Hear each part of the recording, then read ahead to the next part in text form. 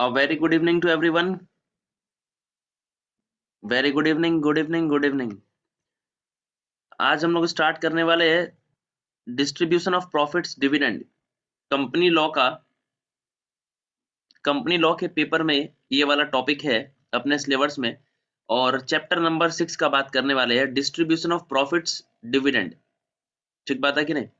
पहले इस चैप्टर का नाम हुआ करता था divisible profit and dividend. Divisible profit and dividend. जो भी बच्चे इस वीडियो को देख रहे हैं, आप लोग अपने इंस्टीट्यूट के आईसीएसआई के स्टडी मटेरियल का रेस्पेक्टिव पेज नंबर निकाल लेना। मैं जो भी ये कंटेंट पढ़ा रहा हूँ आईसीएसआई के मॉड्यूल से पढ़ा रहा हूँ। तो चैप्टर नंबर 6 है डिस्ट्रीब्यूशन ऑफ प्रॉफिट्स डिविडेंड। चलिए सर, सबसे पहला ही क्वेश्चन अपने मन में अराइज होता है कि सर ये डिविडेंड का मतलब क्या होता है? What do you mean by dividend? Sir, distribution of profits का मतलब तो हमने समझ लिया कि प्रॉफिट को डिस्ट्रीब्यूट करना। क्या समझा हम लोगों ने? प्रॉफिट को डिस्ट्रीब्यूट करना। तो डिविडेंड का मतलब क्या होता है? डिविडेंड का मतलब होता है return on investment made by the company to its share holder.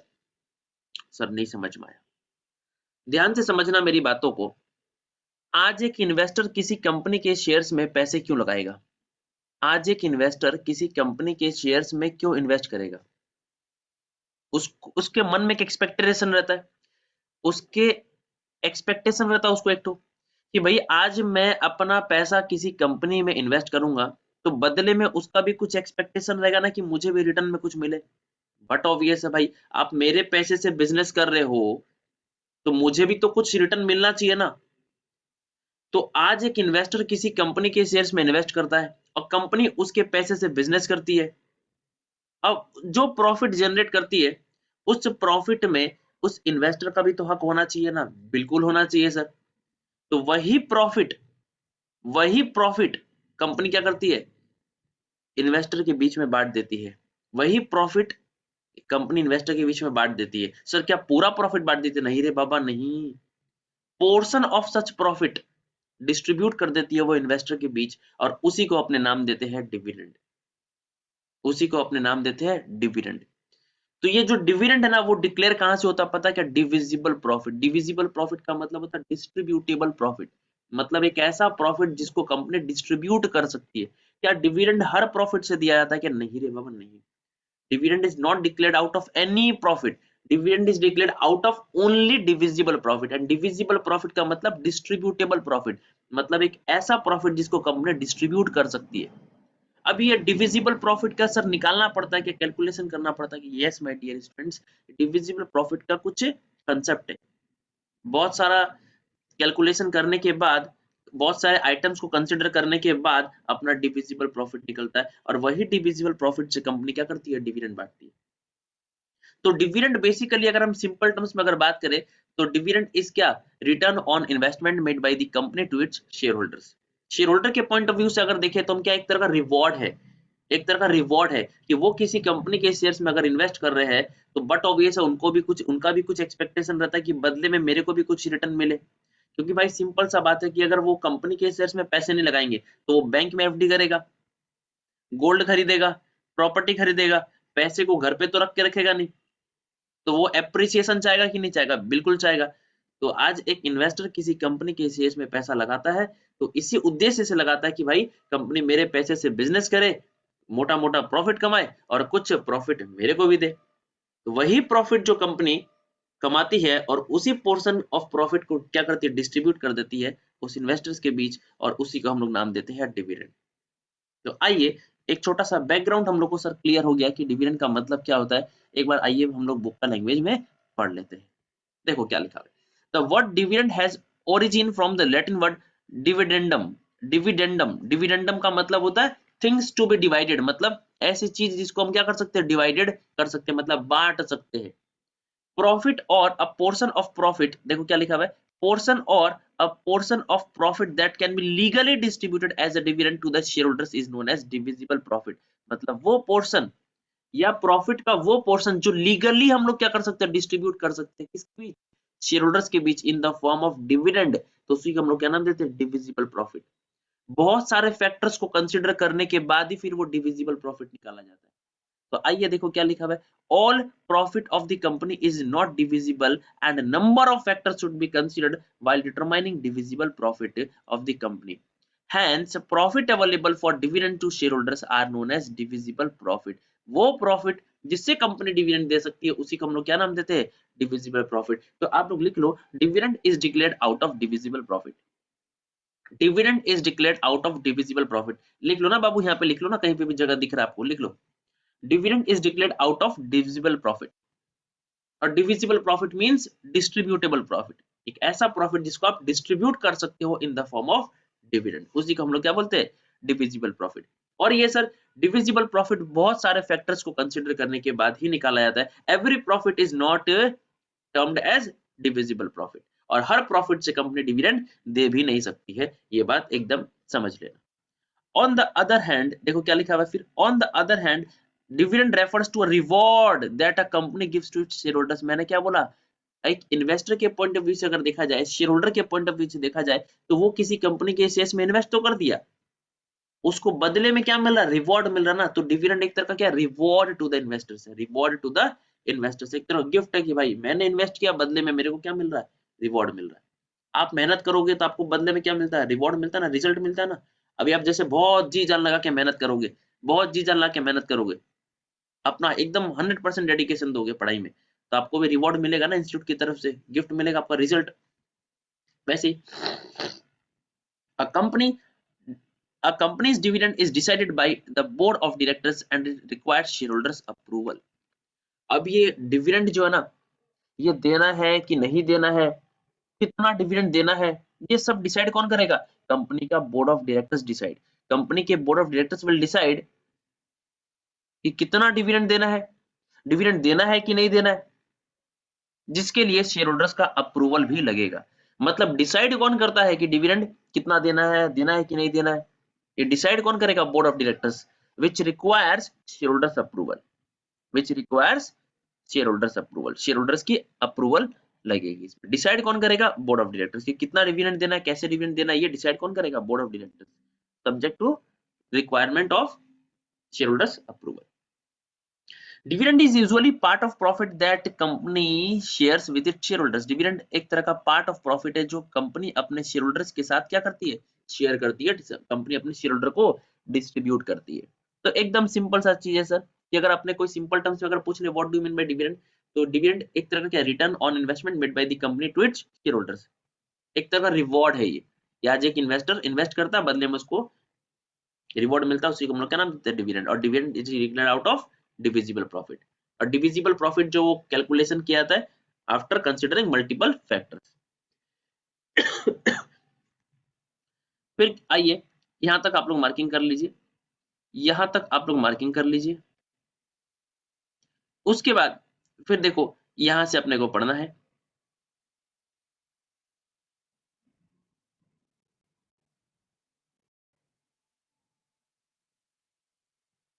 यहां से फिर अपने को पढ़ना है, dividend can not be declared except of profits, except out of profits, मतलब कि प्रॉफिट के अलावा आप डिविडेंड डिक्लेयर नहीं कर सकते हो।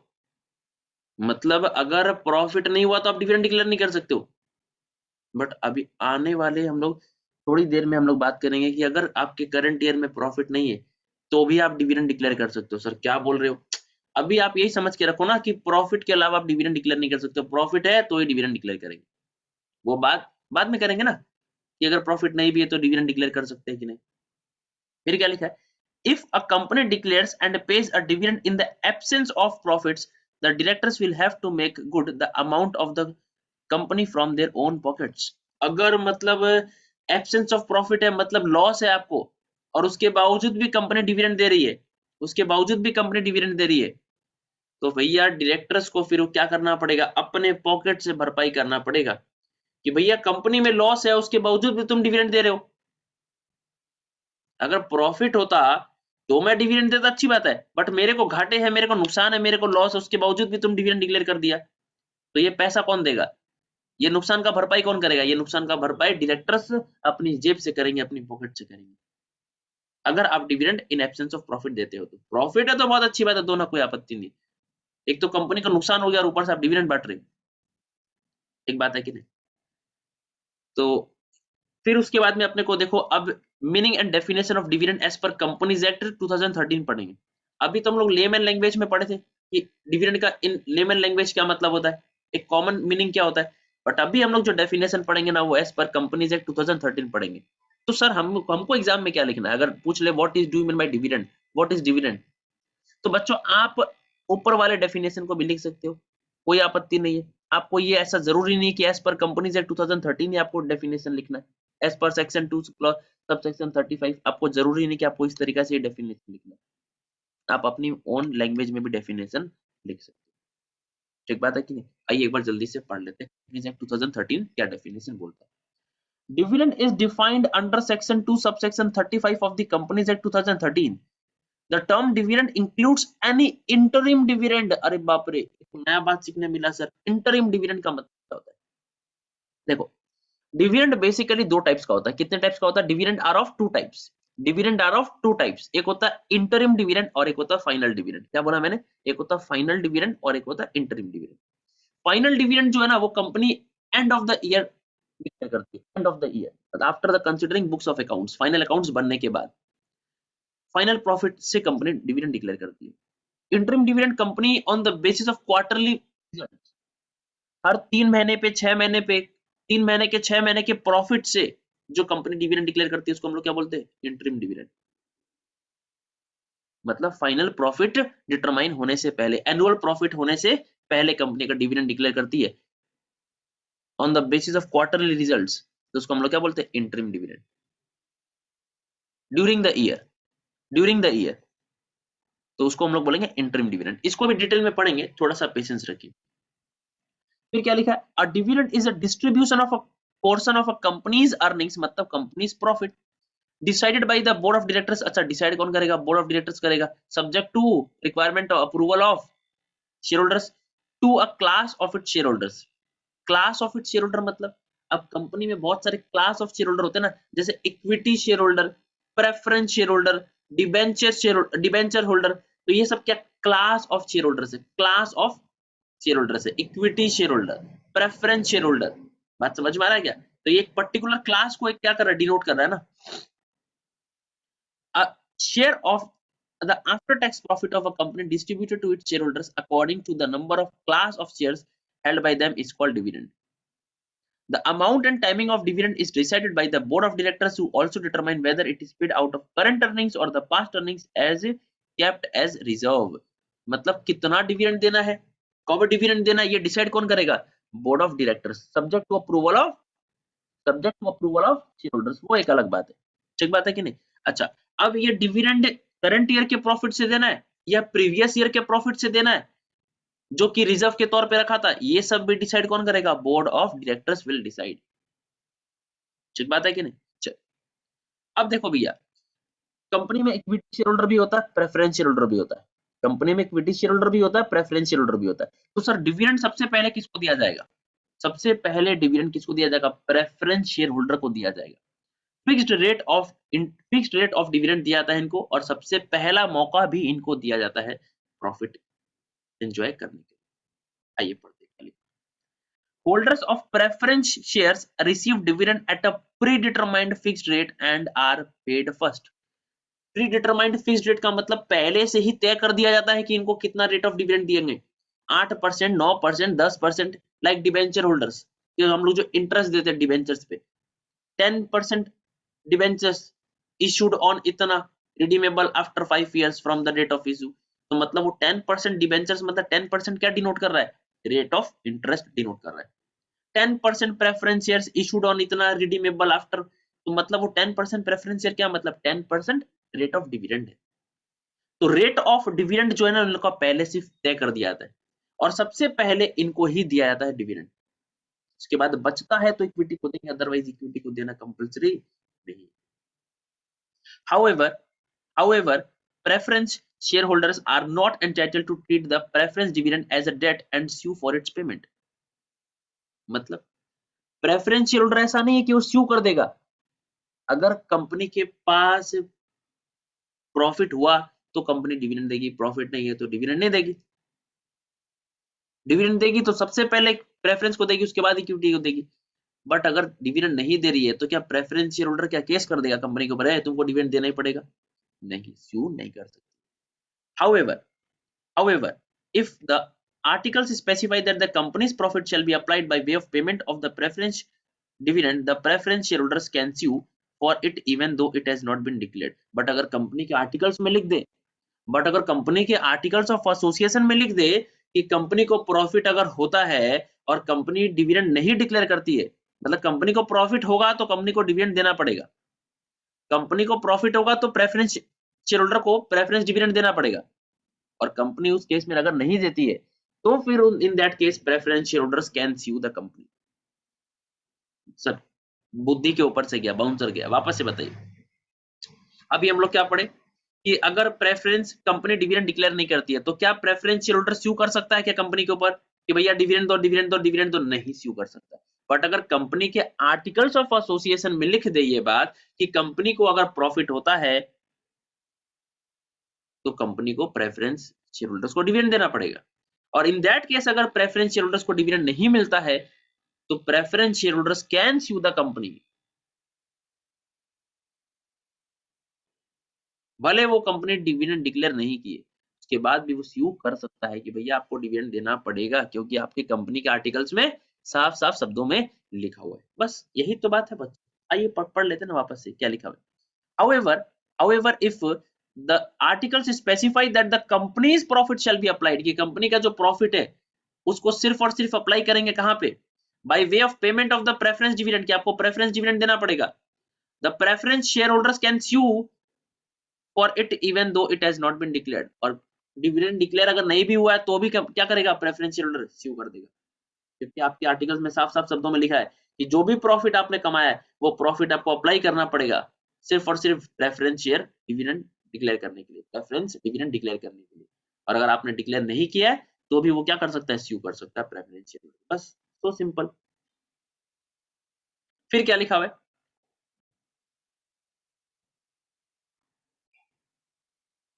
Holders of equity shares are entitled to receive any amount of dividend based on the level of profit and the company's need for expansion or other purpose। Equity share holders के case में, equity shares के case में dividend देना compulsory नहीं है।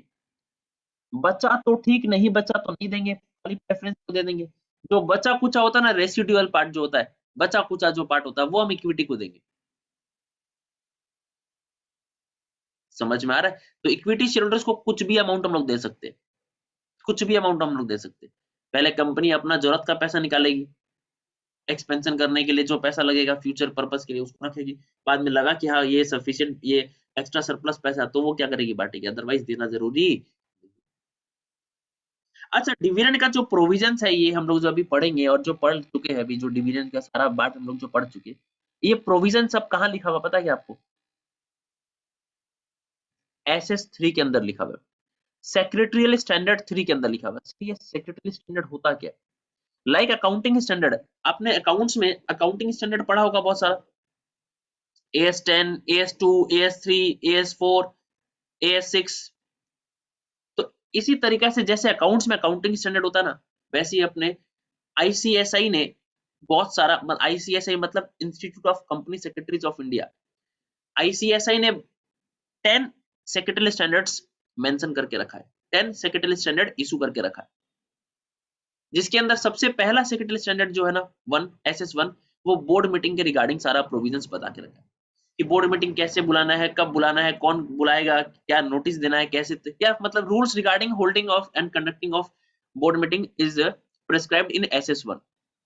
Similarly SS2 जो है वो किसके रिगार्डिंग बात करता है पता है? Conducting and holding of general meeting. वैसे ही SS3 जो है ना वो डिविडेंड के रिगार्डिंग सारा बात बताता है, डिविडेंड कौन इशू कर सकता है, कौन डिक्लेयर करेगा, कितने दिन के अंदर पेमेंट होना चाहिए, सारा गाइडलाइंस रिगार्डिंग डिविडेंड जो है ना वो SS3 प्रेस्क्राइब करता है। आइए पढ़ लेते हैं क्या लिखा हुआ है। SS3 डिफाइंस, मतलब सेक्रेटरियल स्टैंडर्ड लिख लो वहां पे, secretarial standard defines dividend so as to mean a distribution of any sums, मतलब any amount to members out of profits and whenever permitted out of reserves available for the purpose। मतलब sir हम लोग कुछ भी amount हम लोग dividend के तौर पे दे सकते हैं, और अगर परमिटेड है, आर्टिकल्स में लिखा हुआ है। और अगर कंपनी के पास पावर है तो कंपनी फ्री रिजर्व से भी क्या कर सकती है, डिविडेंड दे सकती है। फ्री रिजर्व से तो आप कुछ भी कर सकते हो। तो सर क्या हम लोग फ्री रिजर्व से डिविडेंड दे सकते हैं? Yes my dear students, you can declare dividend, your company can declare dividend out of free reserves also. Free reserve से भी आप डिविडेंड डिक्लेयर कर सकते हो। आइए पढ़ते हैं। The power to pay dividend is inherent in a company and is not derived from the Companies Act 2013 or the Memorandum of Association, although the Act and the articles regulate the manner in which the dividend are to be declared. Companies Act 2013 कभी ऐसा नहीं बोला कि आपको dividend देना ही पड़ेगा। ये company के ऊपर डिपेंड करता है कि कंपनी डिविडेंड देना चाहती है या नहीं देना चाहती। हाँ, अगर देना चाहती है तो किस तरीके से देगी वो कंपनीज एक्ट 2013 बताया, बट कंपनीज एक्ट 2013 कंपनी के ऊपर ऐसा रेस्ट्रिक्शन ऐसा इंपोज नहीं किया है कि आपको डिविडेंड देना ही होगा। You have to declare dividend. अगर आप डिविडेंड डिक्लेयर कर रहे हो तो उसका किस तरीके से मैनर है, क्या प्रोसीजर है, वो कंपनीज एक्ट 2013 आपको बता के रखा है। बट कंपनीज एक्ट 2013 आपके ऊपर मैंडेटरी नहीं करके रखा है 2013 कि आपको डिविडेंड देना ही होगा। अगर आप देते हो तो किस तरीका से देना होगा वो आपको कंपनीज एक्ट 2013 बता के रखा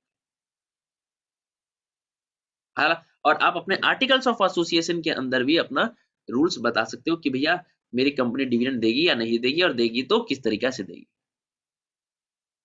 आइए उसके बाद अपने को सर बात करना है इंटरेस्ट एंड डिविडेंड के बीच में डिफरेंस, जो कि बहुत सिंपल है और एग्जाम में कभी-कभी आ जाता है फॉर 5 मिनट्स। ठीक है ना? तो इंटरेस्ट एंड डिविडेंड के बीच में डिफरेंस का बात करेंगे हम लोग सर। इंटरेस्ट और डिविडेंड। चलो, सबसे पहला क्या लिखा हुआ है sir? Interest is the charge against the money that is offered to the borrower. Charge against profit का मतलब क्या? सिंपल सा देखो, मैं फंडा बताता हूँ। अपने प्रॉफिट एंड लॉस अकाउंट बनाते हैं, पीएल अकाउंट बनाते हैं। क्या उसमें कभी आप लोग ट्रेडिंग पीएल बनाते हो ना, एक साथ में बनाते हो ट्रेडिंग पीएल और फिर बैलेंस शीट बनाते हो। तो पीएल अकाउंट में कई बच्चे लोग ट्रेडिंग अलग बनाते हैं, पीएल अलग बनाते हैं, कई ट्रेडिंग पीएल एक साथ भी बनाते हैं। तो इंटरेस्ट बेसिकली किसका पार्ट है? पीएल अकाउंट का पार्ट। डेबिट साइड में आता है, एक्सपेंस है कि नहीं? और इंटरेस्ट रिसीव कर रहे हो तो भैया क्रेडिट साइड में आएगा। ये सिंपल सा बैकग्राउंड आपको पता है। अब एक कंपनी इंटरेस्ट पे कर रही है, कंपनी इंटरेस्ट पे कर रही है तो उसके लिए एक्सपेंस है, पीएल अकाउंट में आएगा। कहां पे आएगा? डेबिट साइड में। टू इंटरेस्ट बोल के लिखते हैं ना। तो ये हम लोग क्या कर रहे हैं? इंटरेस्ट चार्ज कर रहे हैं। हम लोग क्या कर रहे हैं? इंटरेस्ट को चार्ज कर रहे हैं प्रॉफिट के अगेंस्ट में, जिससे मेरा प्रॉफिट क्या हो जाएगा? कम हो जाएगा।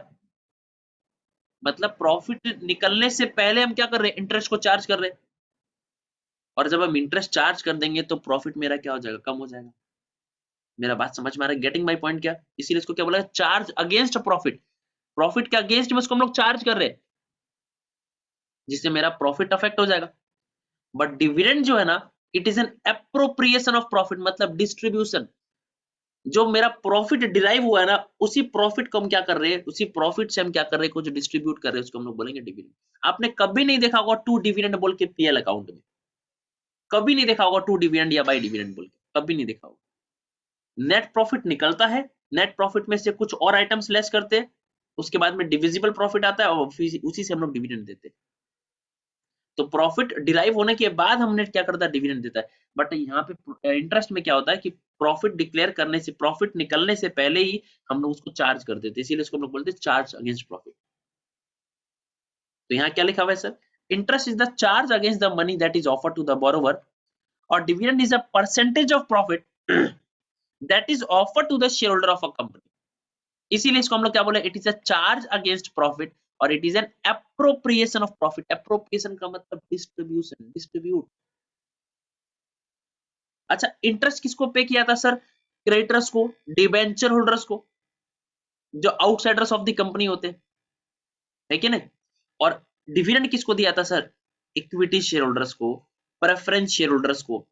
इक्विटी शेयर होल्डर्स को हम लोग जो डिविडेंड देते हैं वो फिक्स रेट ऑफ डिविडेंड नहीं देते, वो डिविडेंड का रेट वेरी करता है। और प्रेफरेंस शेयर होल्डर को तो भैया फिक्स्ड रेट ऑफ डिविडेंड देना पड़ता है। एक बात है कि नहीं? फिर देखो क्या लिखा हुआ है, फिर क्या लिखा हुआ है sir? Interest is to be paid even if there is no chance of making profit. भैया गांव वाले आपको पैसा दे के रखे ब्याज पे, अब आप ये नहीं बोल सकते कि मेरा तो धंधो ही को नहीं चल रहा, मेरा तो बिजनेस ही नहीं चल रहा है, हम इंटरेस्ट कहां से देंगे? भैया हमको उससे मतलब नहीं है। आपको इंटरेस्ट तो देना ही पड़ेगा। बैंक से आप लोन लेके रखे हो और आप बोल दो कि मेरा धंधा डाउन हो गया, मेरे पास पैसा नहीं है देने के लिए, बैंक छोड़ देगा क्या? वो अपना इंटरेस्ट का वसूली करेगा। आउटसाइडर है, आपके घर वाले नहीं है जो आपको छोड़ देंगे। आज के दिन में तो घर वाले भी नहीं छोड़ते। ठीक बात है कि नहीं? तो इंटरेस्ट का पैसा तो आपको देना ही पड़ेगा। आपके पास प्रॉफिट हो नहीं हो डजंट मैटर, बट डिविडेंड तो भैया, to distribute dividend profits are necessary. Profit है तो ही डिविडेंड देंगे, प्रॉफिट नहीं है तो डिविडेंड कहां से देंगे? सही बात है कि नहीं? फिर भैया रेट, इंटरेस्ट का रेट जो है वो फिक्स्ड रेट ऑफ इंटरेस्ट देना पड़ता है आपको, पहले से डिसाइडेड हो जाता है कि कितना रेट ऑफ इंटरेस्ट आपको पे करना पड़ेगा। और इन केस ऑफ डिविडेंड, अभी जैसे मैंने बताई थी आपको कि इक्विटी शेयर्स के केस में क्या होता है, डिविडेंड का रेट वेरी करता है फ्रॉम टाइम टू टाइम, और प्रेफरेंस शेयर के केस में फिक्स्ड रेट ऑफ डिविडेंड आपको देना पड़ता है। तो ये बेसिकली एक छोटा सा बैकग्राउंड क्लियर हो गया हम लोग का, इंटरेस्ट और डिविडेंड के बीच में जो डिफरेंसेस था वो हम लोगों ने अभी कंप्लीट कर लिया है।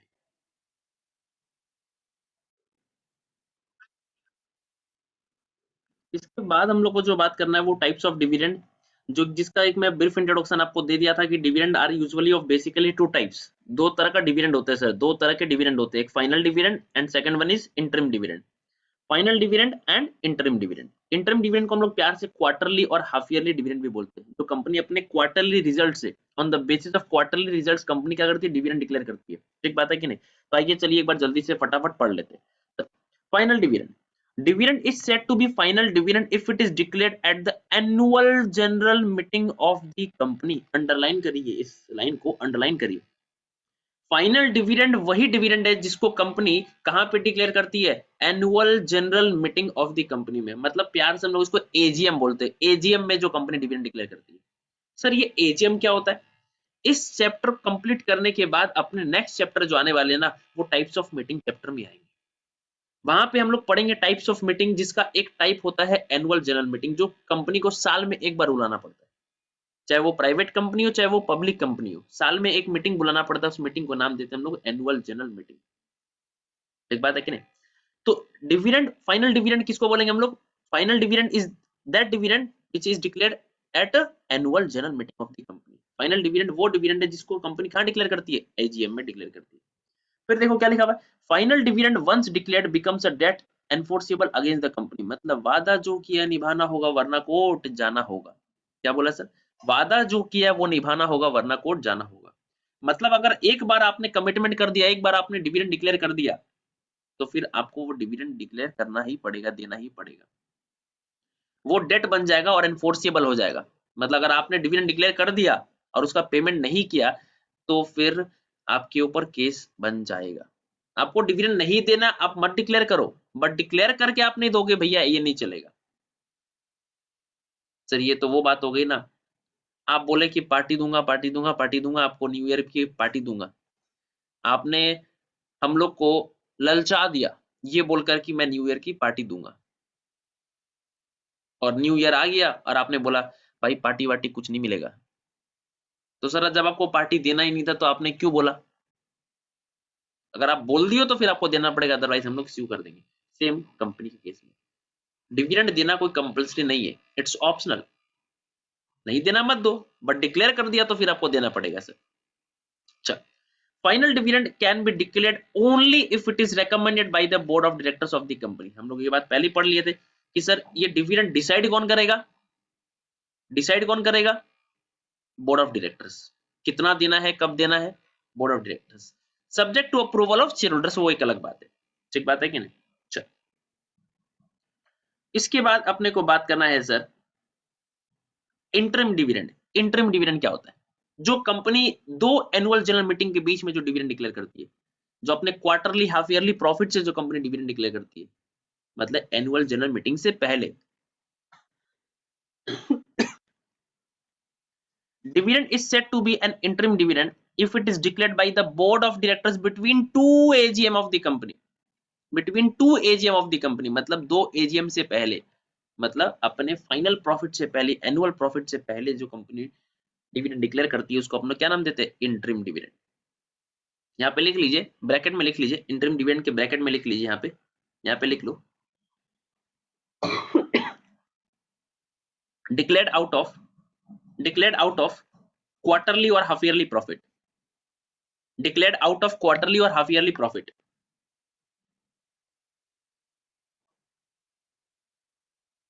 declared out of quarterly or half yearly profit, ठीक है ना।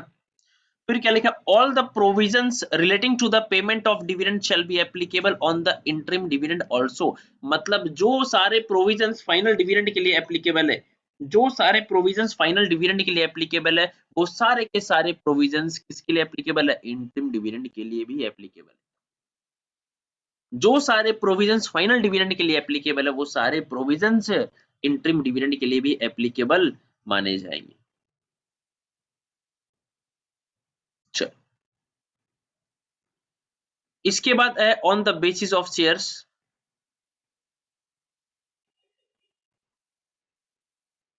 On the basis of nature of shares का जब हम बात करेंगे, तो अपने जैसा कि पढ़ चुके थे कि इक्विटी शेयर और प्रेफरेंस शेयर दो तरह के शेयर्स है।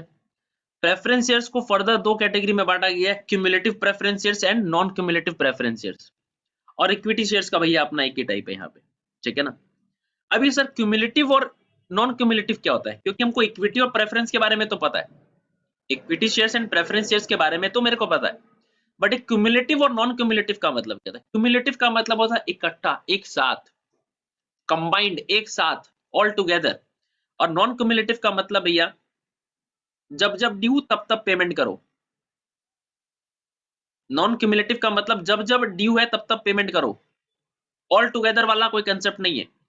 से फॉर एग्जांपल, मेरे को आपको हर मंथ में आपको 10,000 रुपीज का ईएमआई देना है, आपको एवरी मंथ मुझे 10,000 रुपए का ईएमआई देना है, आपको मुझे हर महीने 10,000 रुपया देने हैं, ठीक है ना।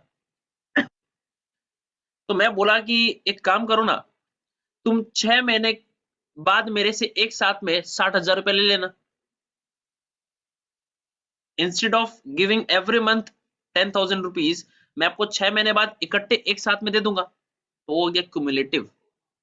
और नॉन क्यूमुलेटिव का मतलब होता है भैया हर मंथ में दो, अगर नहीं दिया, किसी मंथ नहीं दिया, तो फिर ऐसा नहीं कि 6 महीने बाद एक साथ में दे देंगे। Getting my point? क्या आओ पढ़ते क्या लिखा हुआ है। प्रेफरेंस शेयर्स क्यूमुलेटिव और नॉन क्यूमुलेटिव, देखो क्या लिखा है, dividend accumulates until it is paid in full. Cumulative का मतलब डिविडेंड एक्यूमुलेट होते जा रहा है, होते जा रहा है, होते जाता है, जमा होते जा रहा है, और जब तक कि पूरा पेमेंट ना हो जाए तब तक हम लोग क्या करें, डिविडेंड को इकट्ठा करते जा रहे, कलेक्ट करते जा रहे, एक बार में फिर देंगे। नॉन क्यूमुलेटिव का मतलब भैया no arrears of dividend in future, future के लिए इकट्ठा नहीं करेंगे कि बाद में देंगे एक साथ में तुमको, नहीं है तो दो, नहीं है तो मत दो। ये नहीं कि एक साथ में देंगे, एक साथ वाला कंसेप्ट नहीं है यहाँ पे, जब जब ड्यू तब दो, नहीं है तो मत दो। इक्विटी शेयर्स के केस में क्या भैया, dividend depend on the availability of profits after satisfying rights of preference holder. मतलब इक्विटी में डिविडेंड देना है कि नहीं देना है, किसके ऊपर डिपेंड करता है, प्रेफरेंस वाले के ऊपर डिपेंड करता है, क्योंकि सबसे पहले किसको देंगे, प्रेफरेंस को देंगे, बचेगा तो इक्विटी को देंगे। तो यहाँ पे in case of equity shares dividend depends upon the availability of profit, कि प्रॉफिट बचा है या नहीं बचा है, बचा है तो इक्विटी को देंगे, नहीं बचा है तो भैया नहीं देंगे, क्योंकि सबसे पहले किसको दिया जाएगा, प्रेफरेंस वाले को दिया जाएगा। ठीक बात है कि नहीं? चलिए, वेरी गुड। प्रेफरेंस शेयर्स में देखो क्या लिखा हुआ है, as per section 43 of the companies act 2013, preference shares carry only a preferential right with respect to payment of dividend either at a fixed amount or calculated at a fixed rate. On the basis of dividend, preference shares are classified into two types. सबसे पहला क्या, cumulative preference shares और non cumulative preference shares। तो preference shares का मतलब ऐसा shares जिसके respect में डिविडेंड जो है ना, जिसके रेस्पेक्ट में पेमेंट ऑफ डिविडेंड जो फिक्स्ड रेट में दिया जाता है, या वेरिएबल रेट में नहीं। क्यूमुलेटिव प्रेफरेंस शेयर्स में क्या लिखा हुआ, cumulative preference share is one that carries a right to fixed amount of dividend और dividend at a fixed rate of dividend दिया जाता है। Such a dividend is payable even out of future profit, current year's profit are insufficient for that purpose।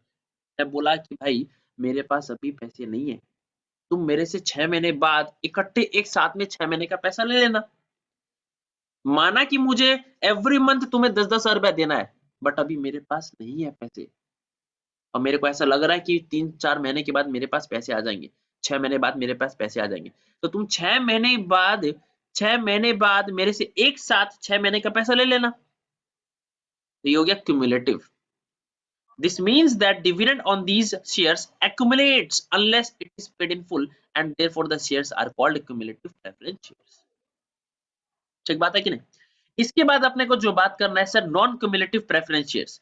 Non cumulative preference shares carries with it the right to a fixed amount of dividend in case no dividend is declared in a year due to any reason. अगर किसी कारण से आप dividend declare नहीं कर पा रहे हो किसी साल में, the right to receive such dividend for that year expires. मतलब अगर आप किसी कारण से डिविडेंड नहीं दे पा रहे हो, तो वो डिविडेंड उस साल का एक्सपायर हो गया, वो एक्यूमुलेट नहीं होगा नेक्स्ट ईयर के लिए, कैरी फॉरवर्ड नहीं होगा नेक्स्ट ईयर के लिए कि कोई बात नहीं, चलो इस साल नहीं दे पाया, इस बार नहीं दे पाया तो अगले महीने एक साथ में दे देना, ऐसा नहीं है इस केस में। It implies that the holder of such share is not entitled to arrears of dividend in future.